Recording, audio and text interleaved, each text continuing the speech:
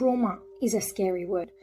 Trauma in itself, to know that you have lived it and you have been a part of it, or you have even experienced one type of trauma or multiple forms of trauma, could be quite debilitating, and it can freeze you in time. It can put you in a state of a freeze, paralyzed response to life, where it creates social anxiety, where it doesn't allow you to even be you. And who is it that you are? I mean, do you know who you actually is? Because when trauma hits, and when you have experienced trauma, there are parts of you that get lost in the pain of trauma. And when that happens, those parts begin to fall off. And then you're just standing there, naked, numb, not knowing, empty. And it's in those moments I would like to suggest to sit down with it and notice the parts that you were playing, whether it was a protective part, whether it was a social anxiety part, whether it was a withdrawal part, or whether it even just was almost no part that you can identify, but a part that you know is definitely there because it's creating avoidance from human beings, from yourself, from the mirror, from everything that's happening inside of you.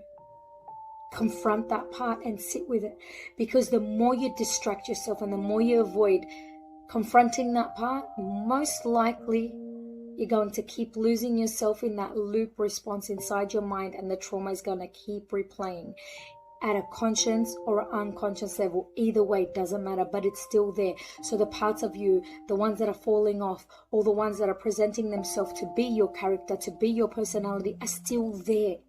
And they haven't left you. So my suggestion is to sit with them and ask it, how are you serving me? What is it that you need me to check in on? Let's presume that one part is playing a really aggressive, passive-aggressive anger.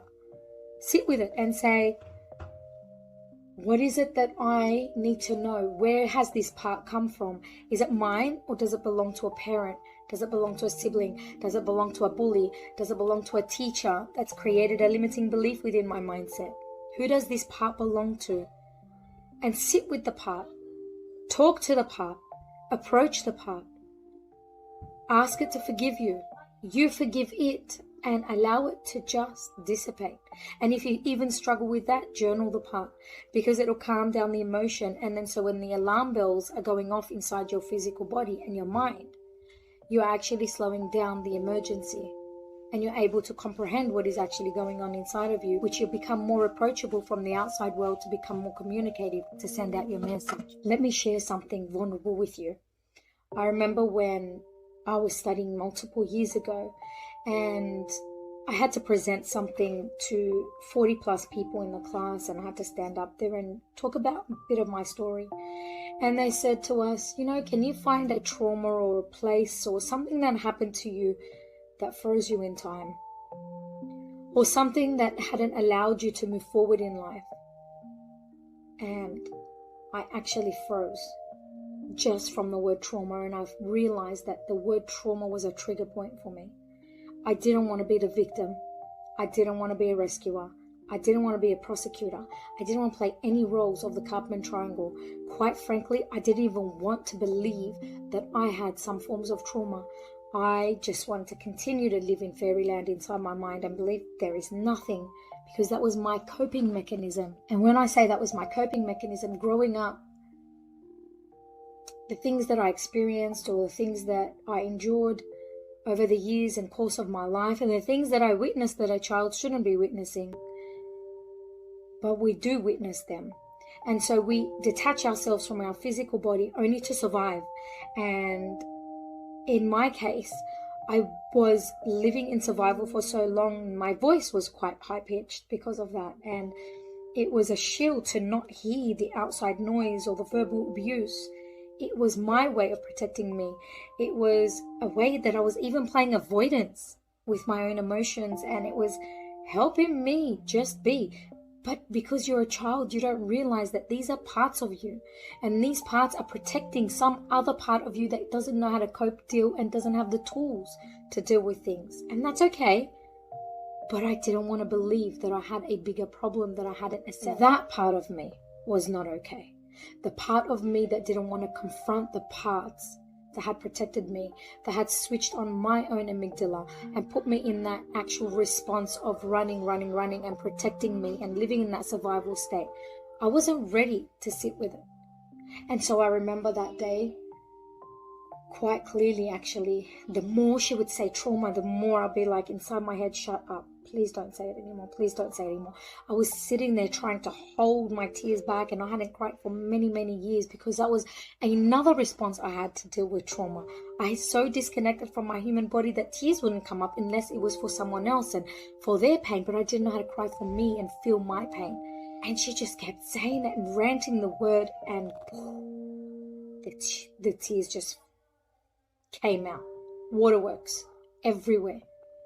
Not only did I feel shame and embarrassed in that moment, I recall vividly that I picked myself up. I was shaking. It had triggered anxiety for me. Mind you, I had reversed anxiety 6 years prior to that, and I had chronic, consistent anxiety 7 days a week for 7 years. I don't believe that I even had a time off from anxiety. I slept with it. I woke up with it. I dealt with it. I lived through it. I would be driving and I'd have it. I would be sitting having a conversation with someone and I'd have it until I approached it and dealt with it. But I thought that cleared everything. But the facts were it only cleared one part that my body was playing. And that was just one part of survival and a treatment, something that I was dealing with just to treat my condition of disconnect. And so when I realized in that moment, the teacher approached me asking, "Are you okay, Sarah?" I'm like, "I'm not sure. I actually don't know where this came from." And it's quite scary. And so what I'm wanting to share with you, based on my life experience and based on seeing many clients every day for the past years of my life, everybody presents themselves with parts. Some know and recognize them, others don't. But I would like you to focus, and I'd like to ask you, have you noticed if there are any words that when they are said, something happens inside? And an emotional imbalance decides to override everything in that moment. You become either angry or withdrawn, you burst out into tears, or you completely disconnect and you want to run away. Plus many other things. Do you begin to judge yourself or judge the person in front of you? Do you begin to question they know what did happen to you?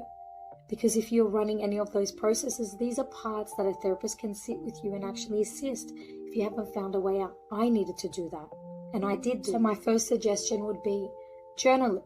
I cannot stress as much to anyone for journaling. It's a way of expression. It's a form of art of communicating to a paper through your emotions, without it judging you, without it resenting you, without it looking back or down on you. It's just there to listen to you. And so journaling. A second part I would say is to remind yourself to breathe. Breathe through life. Breathe in life. Because when we suffer traumas or anxieties, we forget how to actually breathe. Yes, we are breathing day to day, but then we trigger something called asthma, which I had for many years as well. And you don't know how to breathe out into life anymore. You breathe in and you are stuck and you are choked and nothing wants to come out. And so you get the trigger response of asthma. And all you think about is that puffer to breathe in, to be able to breathe out again life and breathe in life. And it's a cycle that's happening. So from journaling, find someone that you can speak to after you've learned how to breathe again, being the third point. Find that person, a support person that has experienced what you are experiencing and has found an exit strategy, and they no longer live where they used to live. They live here now. Don't go to someone that is experiencing the same things and same symptoms as you, because all you're doing is you're both in a whirlpool of the same pain, only recreating it over and over and over. If anything, you're stabilizing the model of your world by speaking to someone that has the same problem. So I would suggest speak to someone that had experienced that problem and had come out on the other end, or speak to an experienced therapist that has found an exit strategy. Not just a therapist, because there are therapists. Speak to someone that speaks your language. And when I say language, I mean they experience this, because it'll come from a place where they have known how to even find the exit. And so, as always, from my heart to yours, I love you, and I pray that you have a fantastic day. We just touched base a little bit around trauma and anxiety today. I shared slightly a bit of my story, and I hope you have found that it resonated to some part of you that you haven't dealt with yet. Oh, mind you, when I'm sitting here and creating videos for you to delve in and to explore areas of your blockages, I still have some blockages that I'm working on. There is no such thing as perfect, and it's a consistent game of always trying to build ourselves up. The moment you stop learning, the moment you stop educating yourself, and the moment you stop healing is the moment you disconnect and you're no longer existent within your own body again. There is no more fulfillment, nothing to follow through with. So I would suggest for the rest of your lives, beginning from today, what a better day to start, is to continuously learn and grow and acknowledge and read and apply these new tools and techniques, because you can expand and feel the fulfillment of life, and you won't be just stuck in the moment.